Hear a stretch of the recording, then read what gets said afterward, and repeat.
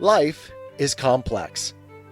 Join us for the simple gifts of wisdom, love, and delight in the written word. Winston Churchill, The Few, delivered in the House of Commons, Westminster, on August 20th, 1940. Part 1. Almost a year has passed since the war began, and it is natural for us, I think, to pause on our journey at this milestone and survey the dark, wide field. It is also useful to compare the first year of this second war against German aggression with its forerunner a quarter of a century ago. Although this war is in fact only a continuation of the last, very great differences in its character are apparent. In the last war, millions of men fought by hurling enormous masses of steel at one another. "Men and shells" was the cry, and prodigious slaughter was the consequence. In this war, nothing of this kind has yet appeared. It is a conflict of strategy, of organization, of technical apparatus, of science, mechanics, and morale. The British casualties in the first 12 months of the Great War amounted to 365,000. In this war, I am thankful to say, British killed, wounded, prisoners, and missing, including civilians, do not exceed 92,000, and of these a large proportion are alive as prisoners of war. Looking more widely around, one may say that throughout all Europe, for one man killed or wounded in the first year, perhaps 5 were killed or wounded in 1914 to 1915. The slaughter is only a small fraction, but the consequences of the belligerents have been even more deadly. We have seen great countries with powerful armies dashed out of coherent existence in a few weeks. We have seen the French Republic and the renowned French army beaten into complete and total submission, with less than the casualties which they suffered in any one of half a dozen of the battles of 1914 to 18. The entire body, it might almost seem at times the soul of France, has succumbed to physical effects incomparably less terrible than those which were sustained with fortitude and undaunted willpower 25 years ago. Although up to the present the loss of life has been mercifully diminished, the decisions reached in the course of the struggle are even more profound upon the fate of nations than anything that has ever happened since barbaric times. Moves are made upon the scientific and strategic boards. Advantages are gained by mechanical means, as a result of which scores of millions of men become incapable of further resistance, or judge themselves incapable of further resistance, and a fearful game of chess proceeds from check to mate, by which the unhappy players seem to be inexorably bound. There is another more obvious difference from 1914. The whole of the warring nations are engaged, not only soldiers, but the entire population, men, women, and children. The fronts are everywhere. The trenches are dug in the towns and streets. Every village is fortified. Every road is barred. The front line runs through the factories. The workmen are soldiers with different weapons, but the same courage. These are great and distinctive changes from what many of us saw in the struggle of a quarter of a century ago. There seems to be every reason to believe that this new kind of war is well suited to the genius and the resources of the British nation and the British Empire, and that, once we get properly equipped and properly started, a war of this kind will be more favorable to us than the somber mass slaughters of the Somme and Passchendaele. If it is a case of the whole nation fighting and suffering together, that ought to suit us, because we are the most united of all the nations, because we entered the war upon the national will, and with our eyes open, and because we have been nurtured in freedom and individual responsibility, and are the products not of totalitarian uniformity, but of tolerance and variety. If all these qualities are turned, as they are being turned, to the arts of war, we may be able to show the enemy quite a lot of things that they have not thought of yet. Since the Germans drove the Jews out and lowered their technical standards, our science is definitely ahead of theirs. Our geographical position, the command of the sea, and the friendships of the United States enable us to draw resources from the whole world and to manufacture weapons of war of every kind, but especially of the superfine kinds, on a scale hitherto practiced only by Nazi Germany. Hitler is now sprawled over Europe. Our offensive springs are being slowly compressed, and we must resolutely and methodically prepare ourselves for the campaigns of 1941 and 1942. 2 or 3 years are not a long time, even in our short, precarious lives. They are nothing in the history of the nation, and when we are doing the finest thing in the world, and have the honor to be the sole champion of the liberties of all Europe, we must not grudge these years away, or weary, as we toil and struggle through them. It does not follow that our energies in future years will be exclusively confined to defending ourselves and our possessions. Many opportunities may lay open to amphibious power, and we must be ready to take advantage of them. One of the ways to bring this war to a speedy end is to convince the enemy, not by words but by deeds, that we have both the will and the means not only to go on indefinitely, but to strike heavy and unexpected blows. The road to victory may not be so long as we expect, but we have no right to count upon this.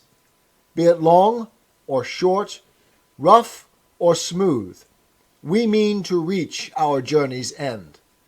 It is our intention to maintain and enforce a strict blockade, not only of Germany, but of Italy, France, and all the other countries that have fallen into the German power. I read in the papers that Herr Hitler has also proclaimed a strict blockade of the British Islands. No one can complain of that. I remember the Kaiser doing it in the last war. What indeed would be a matter of general complaint would be if we were to prolong the agony of all Europe by allowing food to come in to nourish the Nazis and aid their war effort, or to allow food to go in to the subjugated peoples, which certainly would be pillaged off them by their Nazi conquerors. There have been many proposals, founded on the highest motives, that food should be allowed to pass the blockade for the relief of these populations. I regret that we must refuse these requests. The Nazis declare that they have created a new unified economy in Europe. They have repeatedly stated that they possess ample reserves of food and that they can feed their captive peoples. In a German broadcast of 27th June, it was said that while Mr. Hoover's plan for relieving France, Belgium, and Holland deserved commendation, the German forces had already taken the necessary steps. We know that in Norway, when the German troops went in, there were food supplies to last for a year. We know that Poland, though not a rich country, usually produces sufficient food for her people. Moreover, the other countries which Herr Hitler has invaded all held considerable stocks when the Germans entered and are themselves, in many cases, very substantial food producers. If all this food is not available now, it can only be because it has been removed to feed the people of Germany and to give them increased rations, for a change, during the last few months. At this season of the year, and for some months to come, there is the least chance of scarcity, as the harvest has just been gathered in. The only agencies which can create famine in any part of Europe, now and during the coming winter, will be German exactions, or German failure to distribute the supplies which they command. There is another aspect. Many of the most valuable foods are essential to the manufacture of vital war material. Fats are used to make explosives. Potatoes make the alcohol for motor spirit. The plastic materials now so largely used in the construction of aircraft are made of milk. If the Germans use these commodities to help them to bomb our women and children, rather than to feed the populations who produce them, we may be sure that imported foods would go the same way, directly or indirectly, or be employed to relieve the enemy of the responsibilities he has so wantonly assumed. Let Hitler bear his responsibilities to the full, and let the peoples of Europe who groan beneath his yoke aid in every way the coming of the day when that yoke will be broken. Meanwhile, we can and we will arrange in advance for the speedy entry of food into any part of the enslaved area when this part has been wholly cleared of German forces and has genuinely regained its freedom. We shall do our best to encourage the building up of reserves of food all over the world, so that there will always be held up before the eyes of the peoples of Europe, including, I say deliberately, the German and Austrian peoples, the certainty that the shattering of the Nazi power will bring to them all immediate food, freedom, and peace. 'Tis the gift to be simple. 'Tis the gift to be free. 'Tis the gift to come down where we ought to be. And when we find ourselves in the place just right, 'twill be in the valley of love and delight. When true simplicity is gained, to bow and to bend, we will not be ashamed. To turn will be our delight, till by turning, we come round right.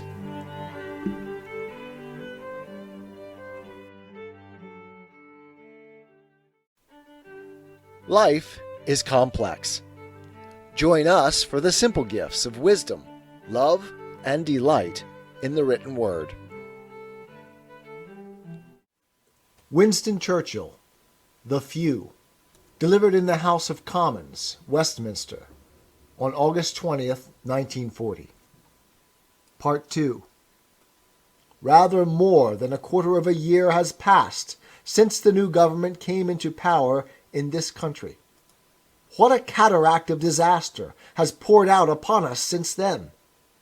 The trustful Dutch overwhelmed, their beloved and respected sovereign driven into exile, the peaceful city of Rotterdam the scene of a massacre as hideous and brutal as anything in the 30 Years' War, Belgium invaded and beaten down, our own fine expeditionary force, which King Leopold called to his rescue, cut off and almost captured, escaping as it seemed only by a miracle, and with the loss of all its equipment. Our ally, France, out. Italy in against us. All France in the power of the enemy. All its arsenals and vast masses of military material converted or convertible to the enemy's use. A puppet government set up at Vichy, which may at any moment be forced to become our foe. The whole western seaboard of Europe, from the North Cape to the Spanish frontier, in German hands. All the ports, all the airfields on this immense front employed against us as potential springboards of invasion. Moreover, the German air power, numerically so far outstripping ours, has been brought so close to our island that what we used to dread greatly has come to pass, and the hostile bombers not only reach our shores in a few minutes and from many directions, but can be escorted by their fighting aircraft. Why, sir, if we had been confronted at the beginning of May with such a prospect, it would have seemed incredible that at the end of a period of horror and disaster, or at this point in a period of horror and disaster, we should stand erect, sure of ourselves, masters of our fate, and with the conviction of final victory burning unquenchable in our hearts. Few would have believed we could survive. None would have believed that we should today not only feel stronger, but should actually be stronger than we have ever been before. Let us see what has happened on the other side of the scales. The British nation and the British Empire, finding themselves alone, stood undismayed against disaster. No one flinched or wavered. Nay, some who formerly thought of peace now think only of war. Our people are united and resolved as they have never been before. Death and ruin have become small things compared with the shame of defeat or failure in duty. We cannot tell what lies ahead. It may be that even greater ordeals lie before us. We shall face whatever is coming to us. We are sure of ourselves and of our cause, and that is the supreme fact which has emerged in these months of trial. Meanwhile, we have not only fortified our hearts, but our island. We have rearmed and rebuilt our armies in a degree which would have been deemed impossible a few months ago.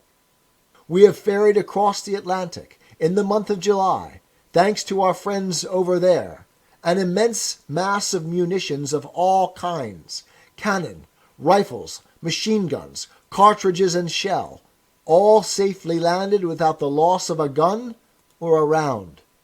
The output of our own factories, working as they have never worked before, has poured forth to the troops. The whole British Army is at home. More than 2 million determined men have rifles and bayonets in their hands tonight, and 3/4 of them are in regular military formations. We have never had armies like this in our island in time of war. The whole island bristles against invaders, from the sea or from the air. As I explained to the House in the middle of June, the stronger our army at home, the larger must the invading expedition be, and the larger the invading expedition, the less difficult will be the task of the Navy in detecting its assembly, and in intercepting and destroying it in passage. And the greater also would be the difficulty of feeding and supplying the invaders if ever they landed, in the teeth of continuous naval and air attack on their communications. All this is classical and venerable doctrine. As in Nelson's day, the maxim holds, our first line of defense is the enemy's ports. Now air reconnaissance and photography have brought to an old principle a new and potent aid. Our Navy is far stronger than it was at the beginning of the war. The great flow of new construction set on foot at the outbreak is now beginning to come in. We hope our friends across the ocean will send us a timely reinforcement to bridge the gap between the peace flotillas of 1939 and the war flotillas of 1941. There is no difficulty in sending such aid. The seas and oceans are open. The U-boats are contained. The magnetic mine is, up to the present time, effectively mastered. The merchant tonnage under the British flag, after a year of unlimited U-boat war, after 8 months of intensive mining attack, is larger than when we began.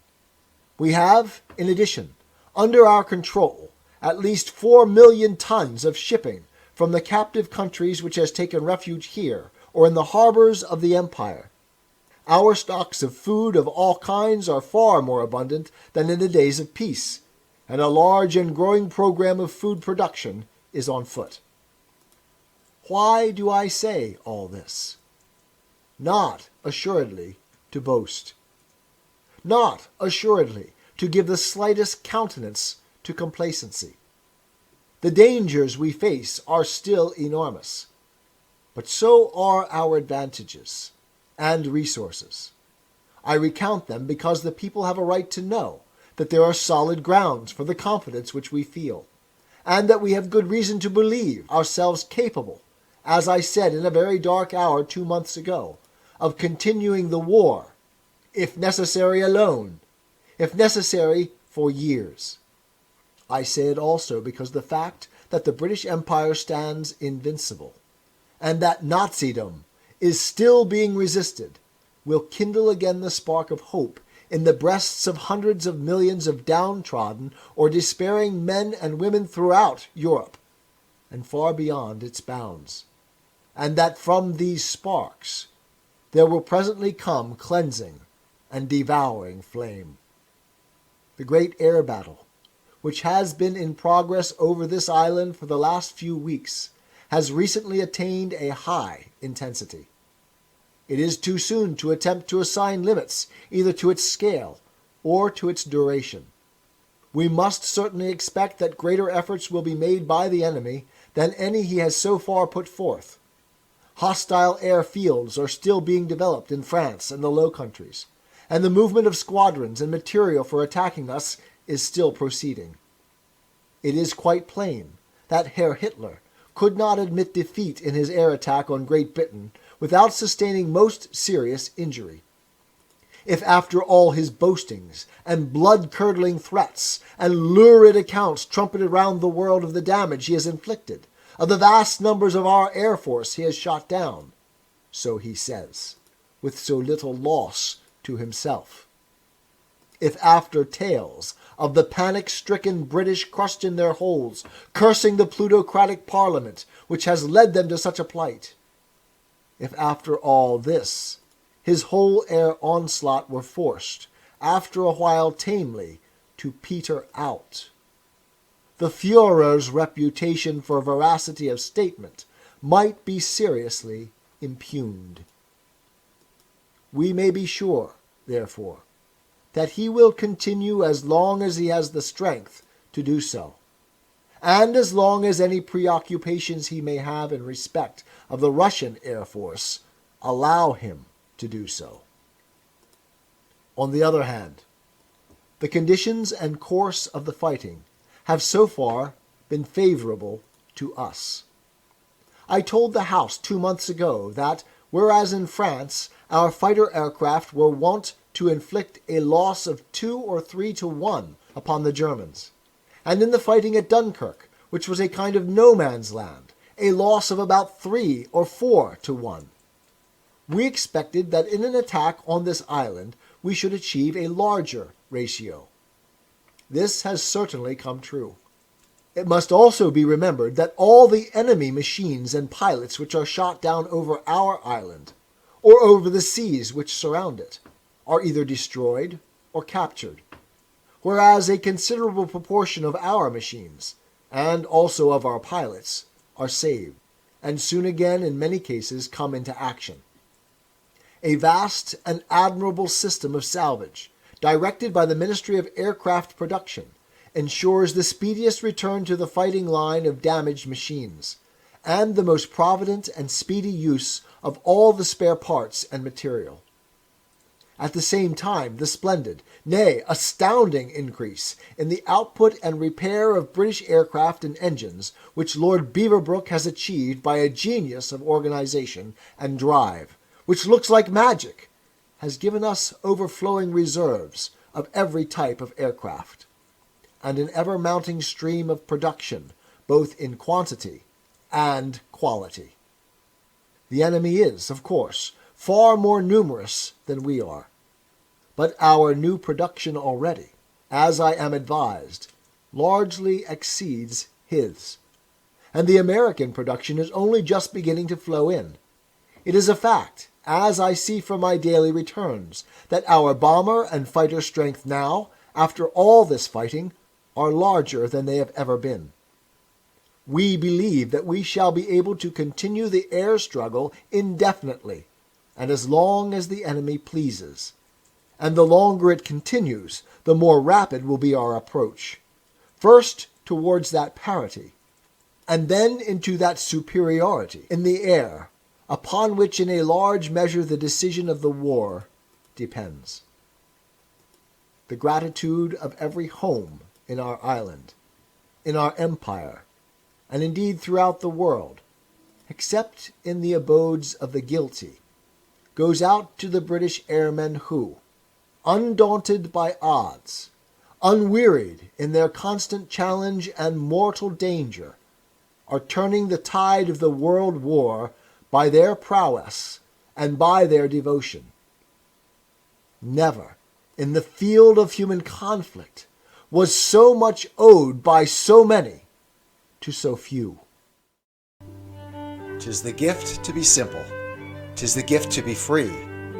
'Tis the gift to come down where we ought to be. And when we find ourselves in the place just right, 'twill be in the valley of love and delight. When true simplicity is gained, to bow and to bend, we will not be ashamed.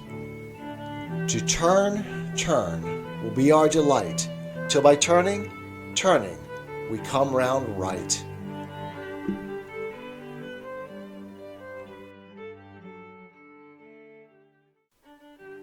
Life is complex. Join us for the simple gifts of wisdom, love, and delight in the written word. Winston Churchill, The Few, delivered in the House of Commons, Westminster, on August 20th, 1940. Part 3. All hearts go out to the fighter pilots, whose brilliant actions we see with our own eyes, day after day. But we must never forget that all the time, night after night, month after month, our bomber squadrons travel far into Germany, find their targets in the darkness by the highest navigational skill, aim their attacks, often under the heaviest fire, often with serious loss, with deliberate, careful discrimination, and inflict shattering blows upon the whole of the technical and war-making structures of the Nazi power.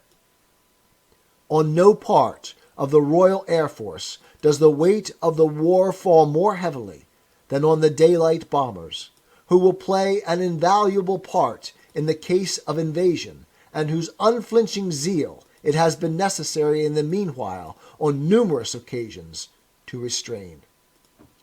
We are able to verify the results of bombing military targets in Germany, not only by reports which reach us through many sources, but also, of course, by photography.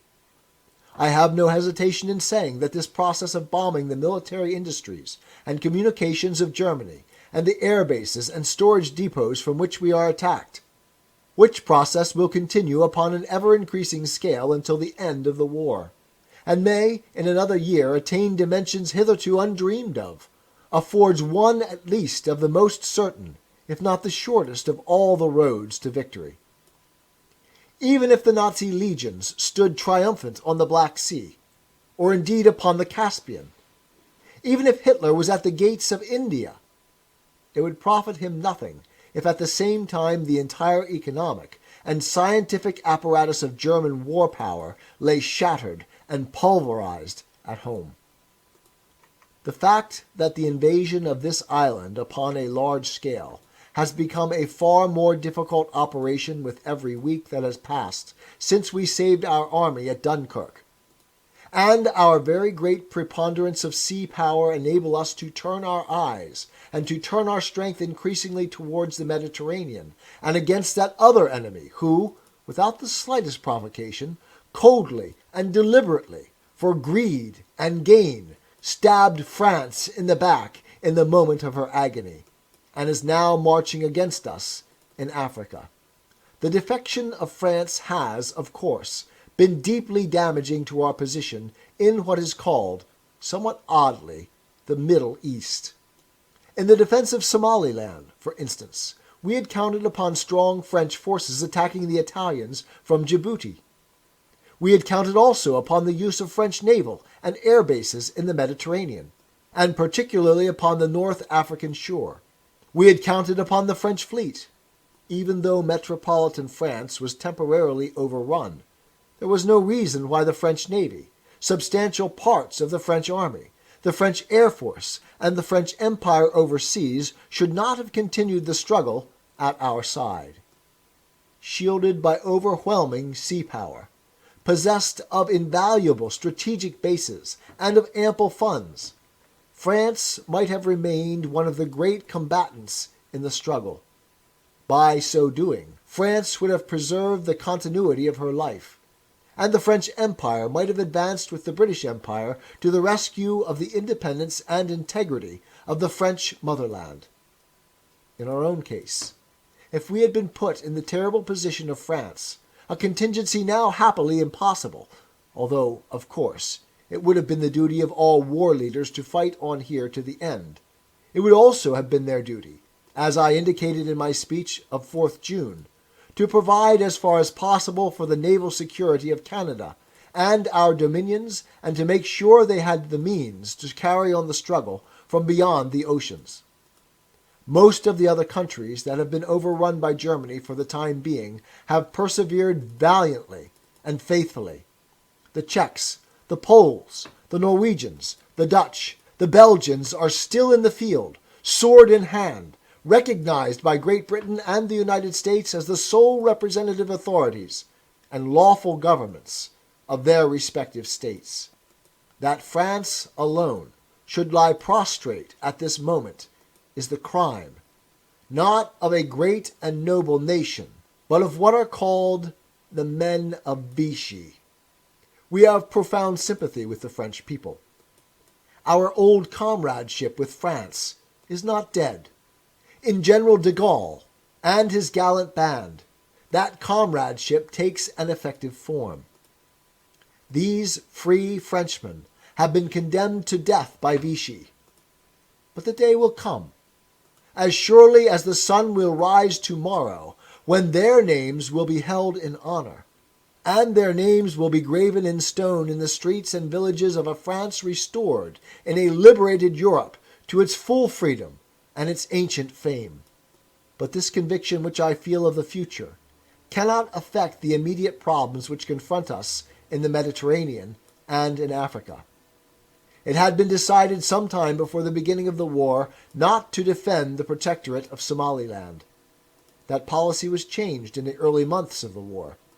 When the French gave in, and when our small forces there, a few battalions, a few guns, were attacked by all the Italian troops, nearly 2 divisions, which had formerly faced the French at Djibouti, it was right to withdraw our detachments, virtually intact, for action elsewhere. Far larger operations, no doubt, impend in the Middle East theater, and I shall certainly not attempt to discuss or prophesy about their probable course. We have large armies, and many means of reinforcing them. We have the complete sea command of the eastern Mediterranean. We intend to do our best to give a good account of ourselves, and to discharge faithfully and resolutely all our obligations and duties in that quarter of the world. More than that, I do not think the House would wish me to say at the present time. A good many people have written to ask me to make on this occasion a fuller statement of our war aims, and of the kind of peace we wish to make after the war, than is contained in the very considerable declaration which was made early in the autumn. Since then, we have made common cause with Norway, Holland, and Belgium. We have recognized the Czech government of Dr. Benes, and we have told General de Gaulle that our success will carry with it the restoration of France. I do not think it would be wise at this moment, while the battle rages and the war is still perhaps only in its earlier stage, to embark upon elaborate speculations about the future shape which should be given to Europe, or the new securities which must be arranged to spare mankind the miseries of a third world war. This ground is not new. It has been frequently traversed and explored, and many ideas are held about it in common by all good men, and all free men. But before we can undertake the task of rebuilding, we have not only to be convinced ourselves, but we have to convince all other countries that the Nazi tyranny is going to be finally broken. The right to guide the course of world history is the noblest prize of victory. We are still toiling up the hill. We have not yet reached the crest line of it. We cannot survey the landscape or even imagine what its condition will be when that longed-for morning comes. The task which lies before us immediately is at once more practical, more simple, and more stern, I hope. Indeed, I pray that we shall not be found unworthy of our victory if after toil and tribulation it is granted to us. For the rest, we have to gain the victory. That is our task. There is, however, one direction in which we can see a little more clearly ahead. We shall have to think not only for ourselves, but for the lasting security of the cause and principles for which we are fighting, and of the long future of the British Commonwealth of Nations. Some months ago we came to the conclusion that the interests of the United States and of the British Empire both required that the United States should have facilities for the naval and air defense of the Western Hemisphere against the attack of a Nazi power which might have acquired temporary but lengthy control of a large part of Western Europe and its formidable resources. We had therefore decided spontaneously, and without being asked or offered any inducement, to inform the government of the United States that we would be glad to place such defense facilities at their disposal by leasing suitable sites in our transatlantic possessions for their greater security against the unmeasured dangers of the future.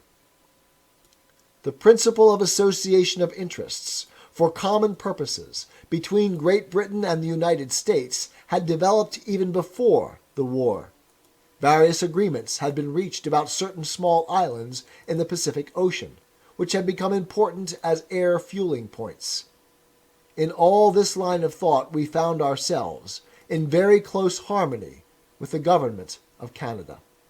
Presently we learned that anxiety was also felt in the United States about the air and naval defense of their Atlantic seaboard, and President Roosevelt has recently made it clear that he would like to discuss with us, and with the Dominion of Canada, and with Newfoundland, the development of American naval and air facilities in Newfoundland and in the West Indies. There is, of course, no question of any transference of sovereignty. That has never been suggested, or of any action being taken without the consent or against the wishes of the various colonies concerned. But for our part, His Majesty's government are entirely willing to accord defense facilities to the United States on a 99 years leasehold basis, and we feel sure that our interests no less than theirs, and the interests of the colonies themselves and of Canada and Newfoundland, will be served thereby. These are important steps. Undoubtedly, this process means that these two great organizations of the English-speaking democracies, the British Empire and the United States, will have to be somewhat mixed up together in some of their affairs for mutual and general advantage. For my own part, looking out upon the future, I do not view the process with any misgivings. I could not stop it if I wished. No one can stop it. Like the Mississippi, it just keeps rolling along. Let it roll. Let it roll on full flood, inexorable, irresistible, benignant, to broader lands and better days. 'Tis the gift to be simple. 'Tis the gift to be free.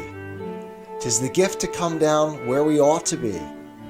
And when we find ourselves in the place just right, 'twill be in the valley of love and delight.